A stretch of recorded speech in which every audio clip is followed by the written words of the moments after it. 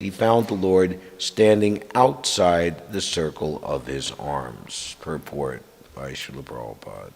In this verse, the Lord is addressed as Keshava because he killed the demon Keshi in the beginning of creation.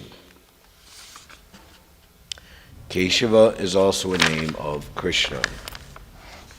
Krishna is the origin of all incarnations, and it is confirmed in Brahma Samhita that Govinda, Brahma Samhita, Govinda Mari Pursham, Tamaham Bhajami.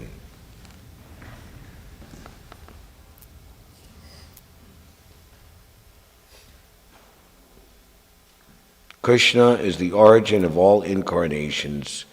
It is confirmed in the Brahma Samhita that Govinda, the Supreme Personality of Godhead, the cause of all causes, exists simultaneously in his different incarnations and expansions.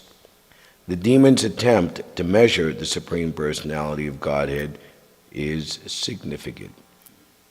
The demon wanted to embrace him with his arms, thinking with his limited arms he could capture the Absolute by material power. He did not know that God is the greatest of the great and the smallest of the small. No one can capture the Supreme Lord or bring him under his control. But the demoniac person always attempts to measure the length and breadth of the Supreme Lord. By his inconceivable potency, the Lord can become the universal form, as explained in Bhagavad Gita, and at the same time, he can remain within the box of his devotees as their worshipable deity. There are many devotees who keep a statue of the Lord in a small box and carry it with them everywhere. Every morning they worship the Lord in the box. The Supreme Lord Keshava, or the personality of Godhead, Krishna, is not bound by any measurement of our calculation. He can remain with his devotees in any suitable form, yet he is unapproachable by any amount of demoniac activities. Om Jnana Timirandasya Jananjana Shalakaya Chakshor Unlitam Jena Tasmai Shri Gurave Namaha Shri Chaitanya Manobhishtam Stapidam Nena Bhutale Svayam Rupa Kadamayam Dadati Svapadantikam Vandeham Shri Guru Shri Yuta Padagamalam Shri Gurun Vaishnavamscha Shri Rupam Sagojanam Sahagana Raghunatam Vinam Dam Sajivam Sadvaitam Savadutam Varijana Sahitam Shri Krishna Chaitanya Devam Shri Radha Krishna Padan Sahagana Lalita Shri Vishaka Vitamscha. Hey Krishna Karuna Sindhu Dinabandho Jagatpate Gopisha Gopika Kanta Radha Kanta Namostute Jayatam Surato Pangor Mamamanda Mater Gati Matsarvasva Padambo Jo Radha Madana Mohano Dibyad Brindaranya Kalpadrumada Srimad Ratnagara Singhasanasto Srimad Radha Shilagovinda Devo Prestalabi Savyamano Smarami Sriman Rasa Rasarambi Mamsi Bhatta Titasti Taha Karshan Venu Svanar Gopir Gopi Natha Shriye Stunam Tapta Kanchana Gaurangi Radhe Vrindavaneshwari Vrishabhanu Sute Devi Pranamami Hari Priye Vanchakalpatarubhyas Cha Kripasinubhyeva Cha Patitanam Bhavanebhyo Vaishnavebhyo Namo Namaha Jai Shri Krishna Chaitanya Prabhu Nityananda Shri Advaita Gadadhar Shiva Sadi Gaur Bhaktivinoda Hare Krishna Krishna Krishna Hare Hare Hare Rama, Ram Ram, Hare Hare.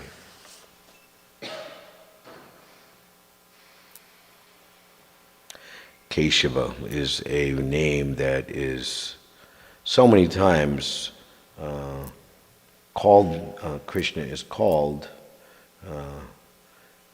in our Gaudiya Vaishnav family And it's interesting that he's called that because he is the killer of the Keshi demon.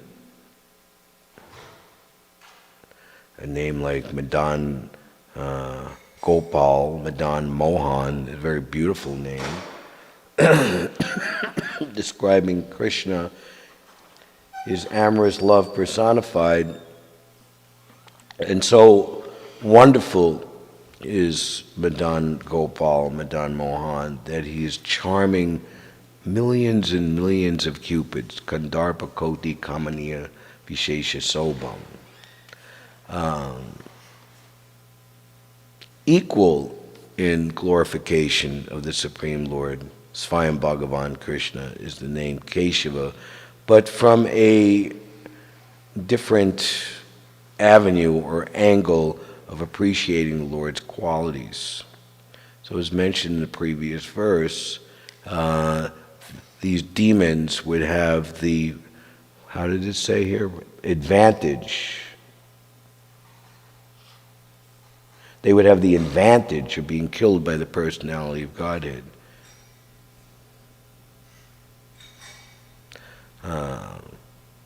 Krishna is all good. Any relationship with Krishna on any level is supremely beneficial for the person thus associated. Of course, we're meant to be associated favorably, favorable association with the Lord, favorable devotional service, not unfavorable. The demon will need to be reformed before he can actually enjoy the real and full association of Krishna directly, face to face.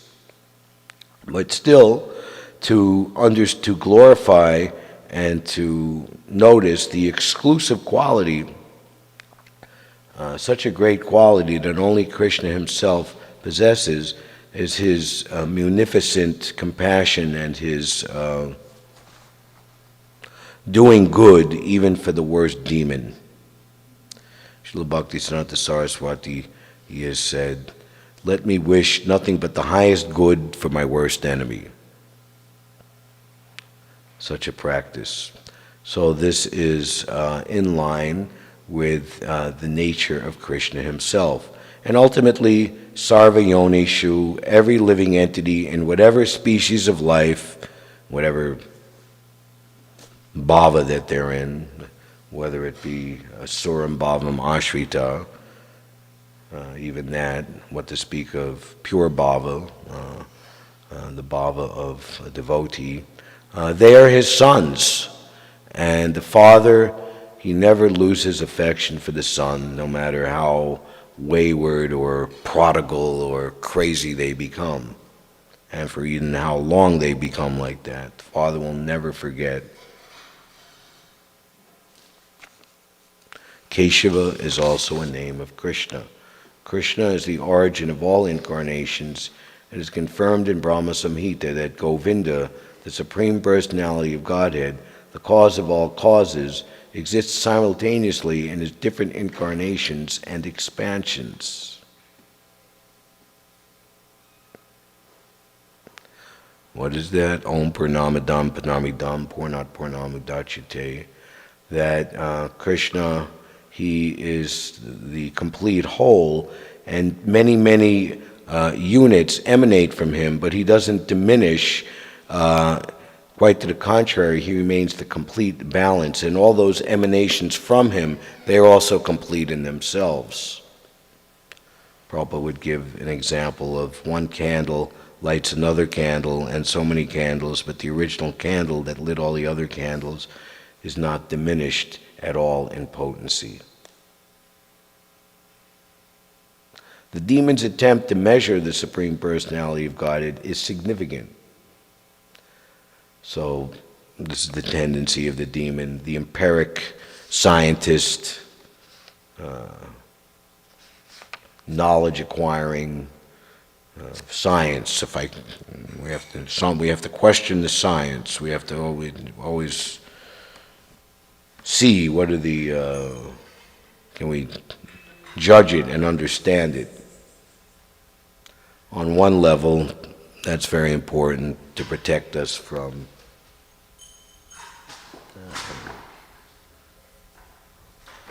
fake science. But on the ultimate and the higher level, that we must take the version of the Supreme Personality of Godhead as to what is what. Is that very important chapter where the 4 seed verses of the Bhāgavatam are revealed, the 9th chapter of the 2nd canto, which is called Answers by Citing the Lord's Version.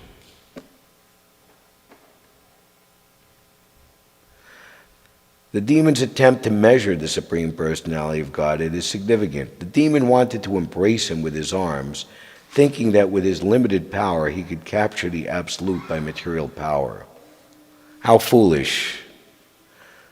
So, avajananti mamuda manushantani mashrita, they think when I descend in human form, they think that I'm under the laws of nature just like everyone else.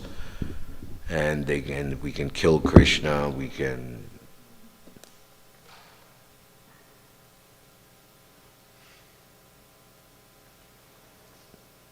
so many different leelas there with the demons in the Krishna book, the battle between Salva and the Yadu dynasty, similar to Hiranyaksha, so many mystic tricks and conjuring tricks. He even went as far as to make a false manifestation of Krishna's father Vasudeva, and seemingly appeared just after being really badly, beaten and practically to death. But he, like by magic, disappeared and came back. Just see your father, who's nurtured you. Just see how I'm going to kill him, and you can't do anything about it. And Krishna, from his side, and it's also to bewilder the atheist, he showed some lamentation at this. You can read in the Krishna book. Many authorities debate this and what was the actual reason. But ultimately, the Salva demon is killed, and all the magic is dispelled, and everyone can understand who's who and what is what. He did not know that God is the greatest of the great and the smallest of the small. No one can capture the Supreme Lord or bring him under his control. But the demoniac person always attempts to measure the length and breadth of the Supreme Lord. It's like some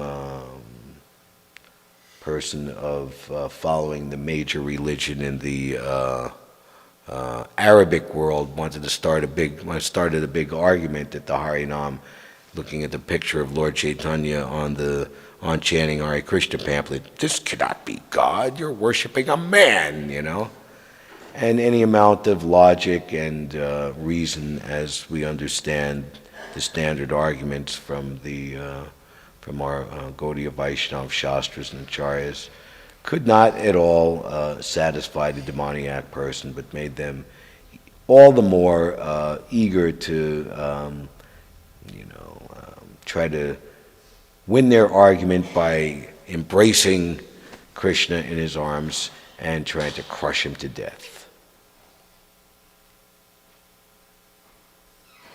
By his inconceivable potency, the Lord can become the universal form, as explained in Bhagavad Gita, and at the same time, and now Prabhupada, this is very, very nice, one of the rare places in his purports where he describes the personal deity worship of the devotee.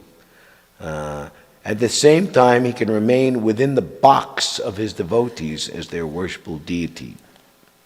There are many devotees who keep a statue of the Lord in a small box and carry it with them everywhere.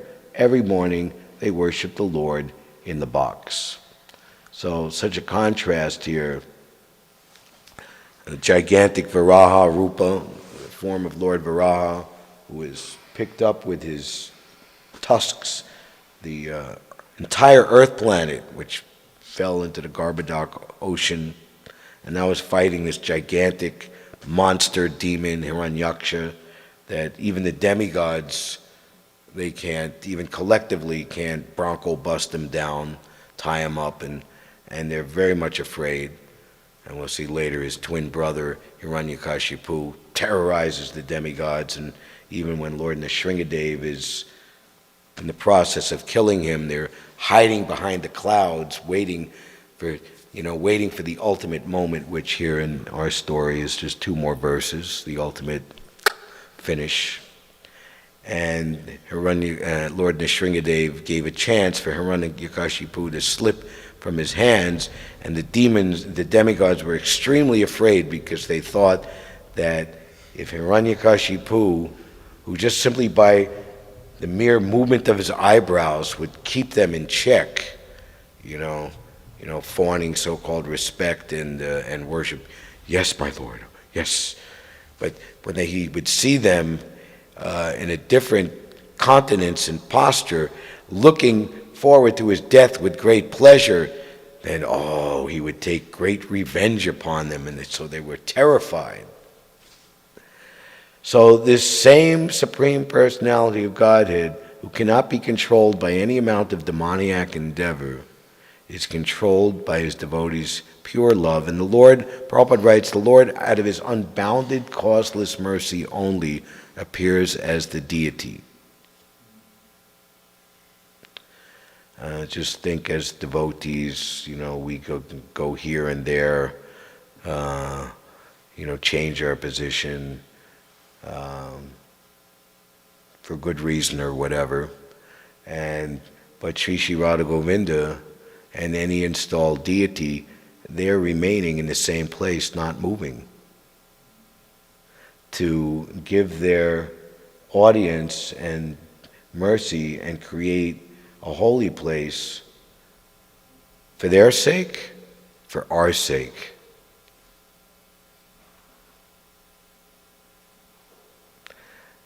How would you like to just stay in one place forever?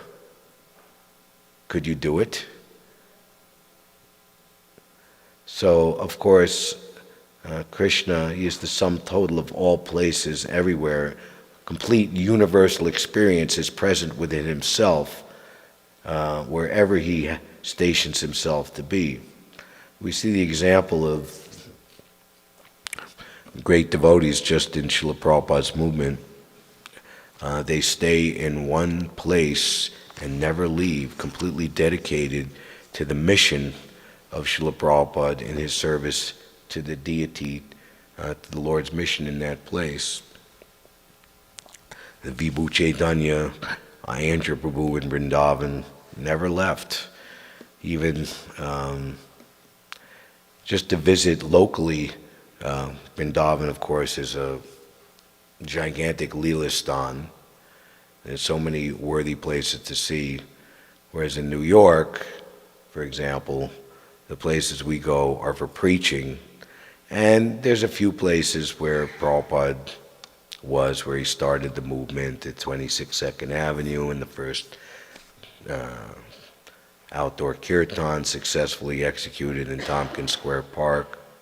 Of course, 26 2nd Avenue, the storefront is under our control, the apartment is not, so we go in there. But we go to Tompkins Square Park and we see the tree, but there's all kinds of people doing all kinds of things there. It's not a place that we can really stay and feel comfortable with long term. Whereas in Vrindavan, so the two aforementioned devotees, they would, especially Vibhu Chaitanya, he never left the compound of the Krishna Balaram Mandir, and only he was practically forced to go to a local hospital briefly to get medical treatment by the devotees who were concerned for him. Andhra Prabhu we would visit rarely, maybe once or twice a year, Govardhan Hill, Radhakund, and just a quick visit and come back, and his feeling is, I go to these places and I see the other devotees there, they're doing the service. Like if you go to Radhakund, it's the same pandas year after year, in the same place, doing the same thing. And just like Best Buy, if you go into Best Buy, you best be buying something. So you go to Radhakund, you best be giving a donation. Otherwise, you are not going to have a very nice visit. They're going to hound you and harass you. So anyway, That's a little bit of a tangent there, but you go, I mean, so many places that you go, there's that devotee, I don't know if he passed away now, he been at Uddhavakund for decades and decades and decades, just handing out Charnamrita in the same place. I think, and you know, the strength of the Indian family tradition is, okay, I give it to my son, who knows that it's his responsibility, and also it's a relief. I don't have to, you know, go to school, and what am I going to be when I grow up, and what am I going to do when I got to go out there and I got to live without, my family. I'm sending money to my family in India, but I got a job in San Francisco or something, you know. It's like, this is the family business. It's been established for generations, and I will get the business. I don't have to worry. My economic situation is already provided for.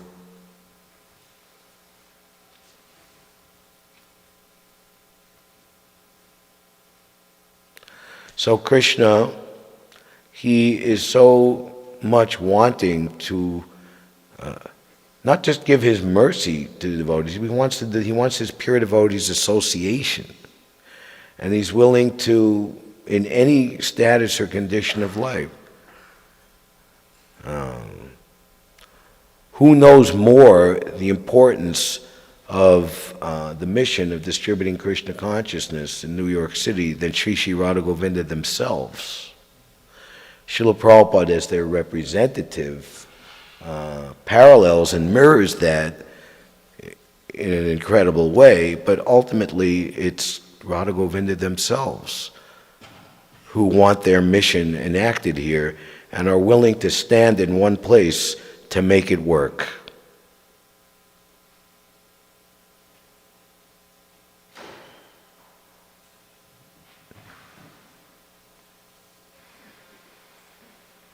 He can become the universal form, and at the same time he can remain within the box of his devotees as their worshipful deity. The Supreme Lord Keshava, or the personality of Godhead Krishna, is not bound by any measurement of our calculation.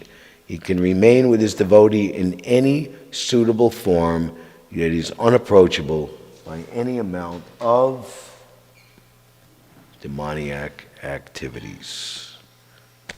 Hare Krishna. Any questions or comments on both of these verses?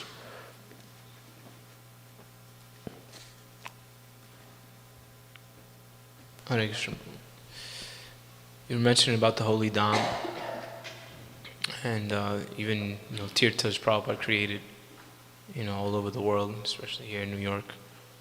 Can someone give me the 7th canto and keep talking? So I had a question about maybe the covering that goes over the Dhams, and even coverings over covering in the sense that you go today to Sri Vrindavan Dham and it's not as pristine as sometimes we hear it described. That we may see things there that look a little strange, not so devotional. So can you explain to us what is the vision that one should have when going to the Dham or even visiting these tirthas? As you just mentioned, you go to Thompson Square Park and someone may be shooting up some heroin, doing this or doing that. How do we understand that this is a transcendental place of pilgrimage, worshipable, for everyone in this universe? Well, the best thing to do when you go to these places is to hear and chant. You see that a competent senior devotee taking devotees on parikram, first thing is there's kirtan and there's discussion about what happened at this holy place. This is the place where Rupa Goswami did his bhajan. You can go to a place like Terkadamba, for example, which is way out in the fields, and there's not anything going on out there except the holy place. That's very nice. And for that, for many devotees who have spent many, many years in Vrindavan, like Bhurijan Prabhu, and he'll say, this is my favorite place. and they've donated money, and they're working with the devotees who are the mahants who are taking care of the place, and very, very nice. Whereas you go to a place like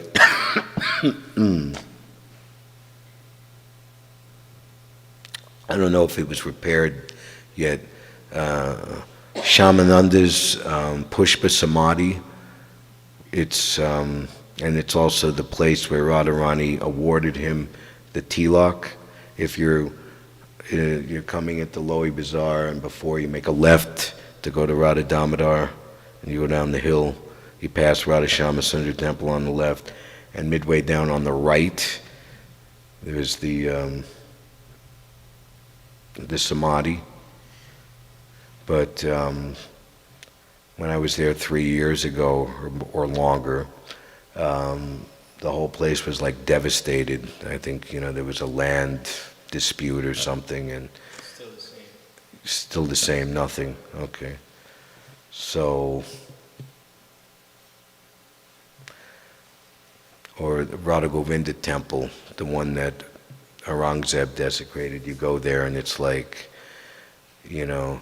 Planet of the Apes there. There's all these monkeys and and the beggars and cinema music real loud, and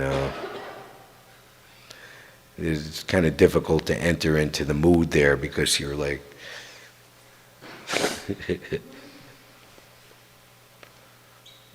so what should I specifically Well, the question was, how do we maybe see past that and try to, you mentioned hearing and chanting when we go into these places.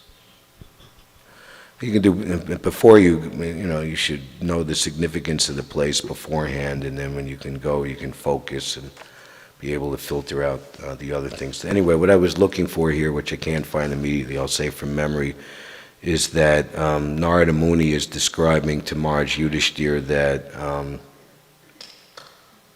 any place where the Supreme Personality of Godhead is installed as the deity and worshipped is the most select and holy place, and spiritual and religious activities performed in that place are multiplied and amplified hundreds and thousands of times more than any other place.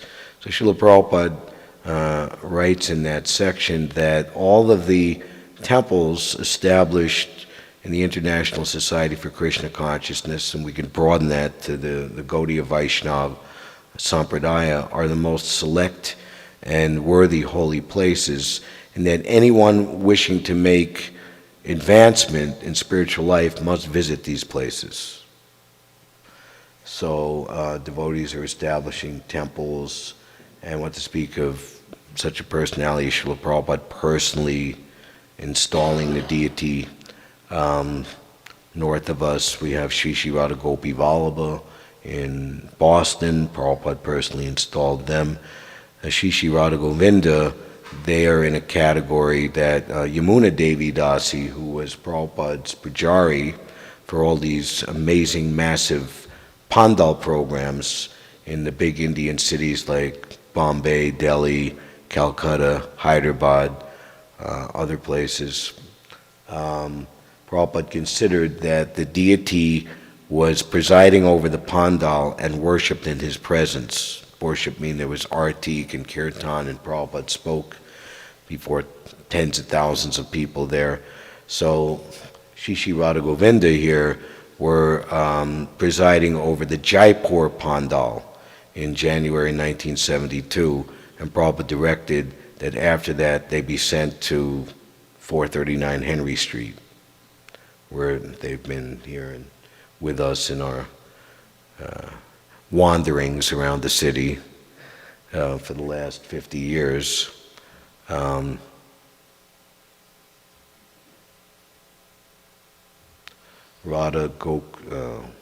was deities sent to Australia, Radha Gopinath. They were worshipped in the Bombay Pandal.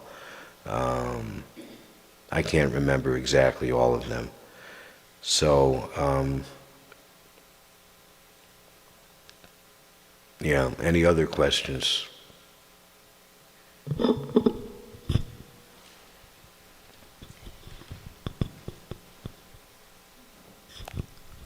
It's more of a realization or just a comment about I settling. can't hear properly. Oh, it was more about a comment or a reflection on what you were talking about when settling down in one spot, like the saints and the sages settling down in one spot. And I think of today when there's so many, I guess, opportunities, temples and things to visit, and it's just like settling down in one spot, I guess, can be a little difficult.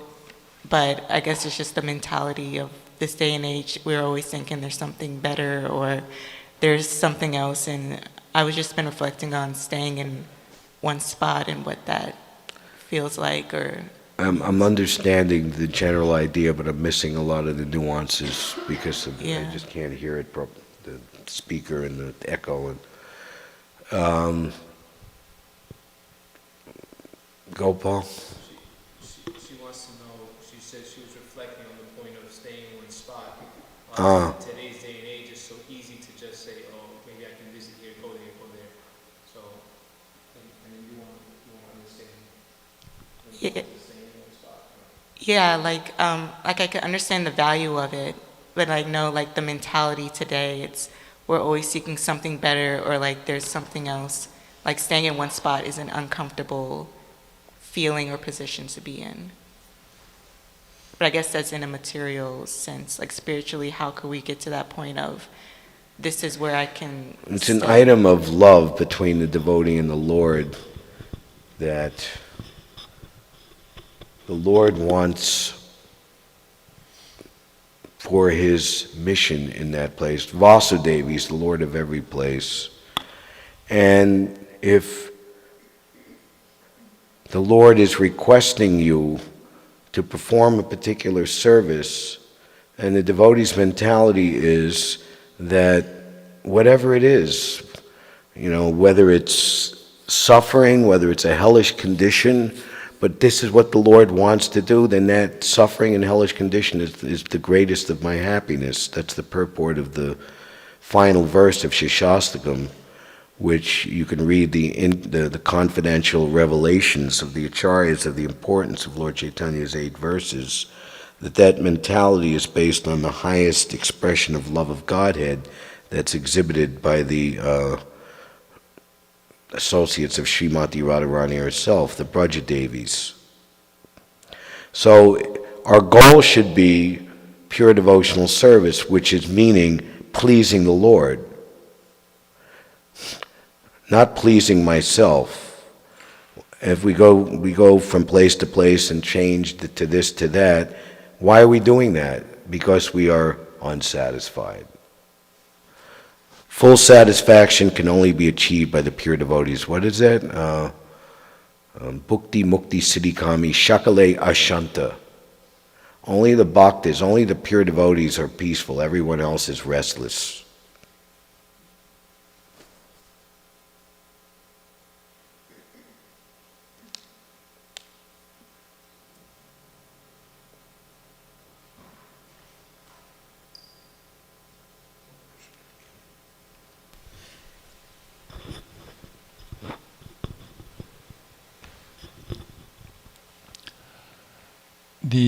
There's the idea of a Prabhu Datta Desh, a place that's given to you by the Guru or the Lord.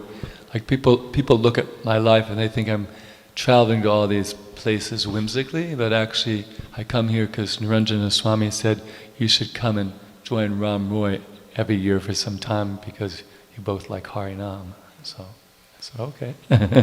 And then I go to Paris because Janananda Maharaj invited me to help out with Harinam in France. And I go to Tallahassee and Tampa because Ramaraya Prabhu, who's a disciple of Prabhupada, encouraged me to help out in those places. So every place I actually go, I'm working with, serving some devotee there, and therefore. And then Niranjana Swami said I should go to fewer places and stay longer. So instead of going to 16 places like I did one year, I only go to these 3 places except for a few festivals.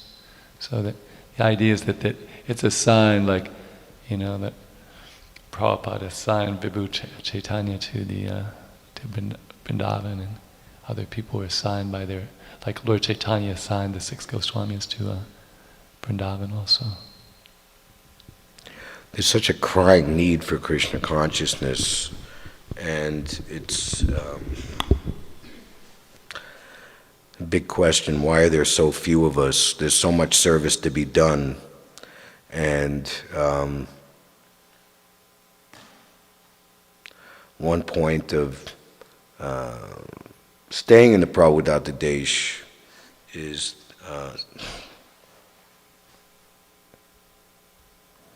there's always some anxiety, who will be here to help? People come and go, and we're entering into a tough period. People need to do this or that and get their life together or go here and there, and then, but the responsibility to keep it going. And Prabhupada installed the deity, and the deity worship has to go on, no matter what. So, taking responsibility to make the services go on is a very good and important way to prove to Krishna that you really, really want pure devotional service.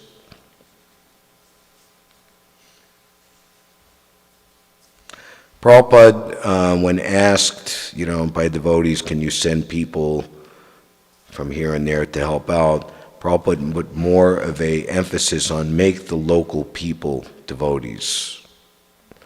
And that a natural affinity that we have, which is decried to be Maya, Boma Ijadwi, one who considers the place of his birth to be worshipful, it's no better than a cow or an ass. But still at the same time, devotees from where they're from, they have a natural affinity to save the people of their place. And also, if you're from somewhere, born and bred, then you won't have such a difficulty with the modes of nature or whatever the heck is that place is all about than somebody from, what's this? This is not where I came from. This is, I can't take this, But all of these things are external and lower platform considerations based on ultimately what does Krishna want.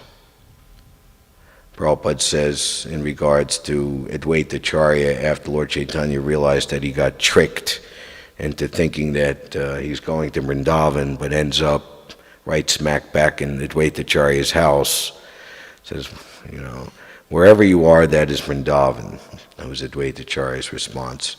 So Lord Chaitanya, Srila Prabhupada says that the pure devotee can create the Vrindavan atmosphere anywhere by his pure and empowered devotional service. And as far as New York is concerned specifically, it's the place where Srila Prabhupada started the entire movement. Even Frank Sinatra's song, New York, New York, you can make it here, top of the heap, Everyone acknowledges that, but the point that this is where the entire predicted explosion and expansion of Krishna consciousness happened in this place is very, very significant on so many different levels. So we know that Maya does not want people to become Krishna conscious. Her job is to, not so much that, but to test people.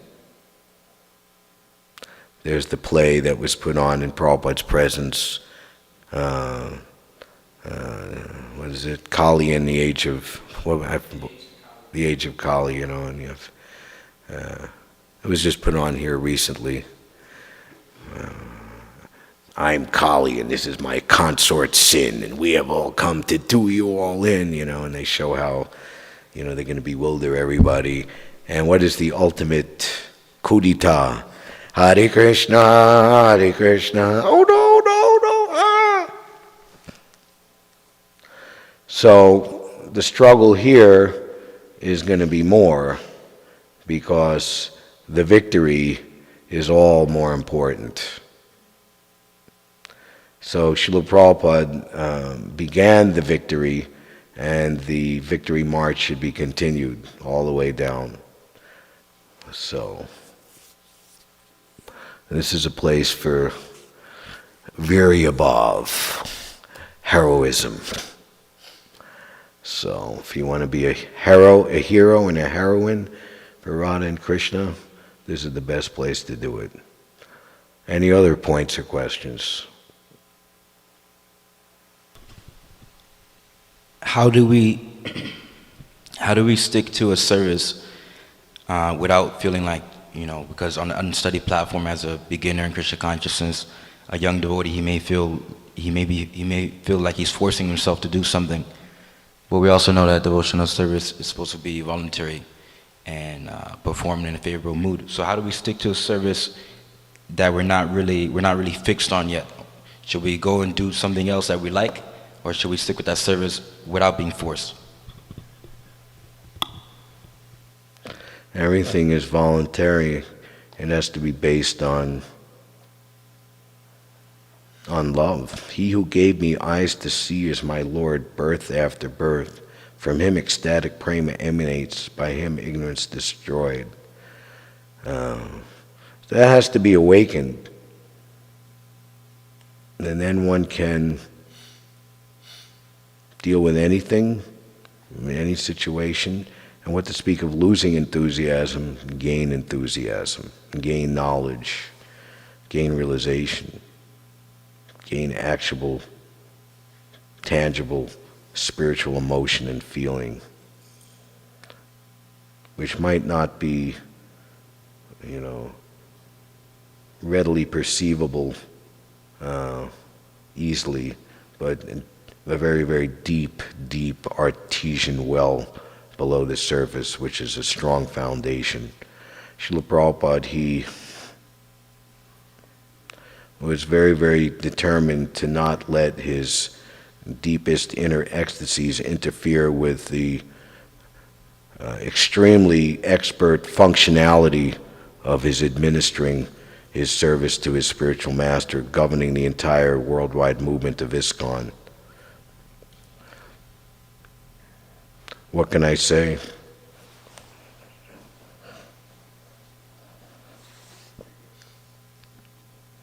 It's expected that by performing devotional service, sadhana bhakti, sadhana leads to siddha, Narottam Das Thakur, sadhana bhakti is the same prema bhakti, just like the mango that hasn't ripened yet. So,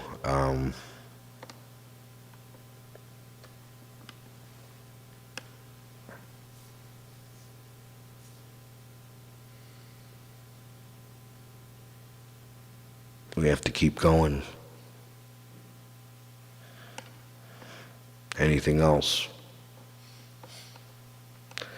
All right, I think that's enough heavy discussion, and it's also 3 minutes past 9 o'clock on this first day of what is really just an arbitrary number. We got all excited for Y2K, December 31st, 1999 till January 1st, 2000. We had a big kirtan in Vrindavan. Many people came thinking that the world would come to an end, Y2K, and then, we're counting down 11:59 and 45 seconds, 10, 9, 8, yay! And then Ayendra Prabhu looked at me and said, "Are you crazy? It's meaningless. It's just an arbitrary number. Ultimately, at the end of the pralaya, everything will be devastated and finished. So, what is one number to the next?" But anyway, we're in this little lifetime and in this little time and space, so for us it seems meaningful. But we see, here we are the next day, and nothing has changed, and everything is still the same.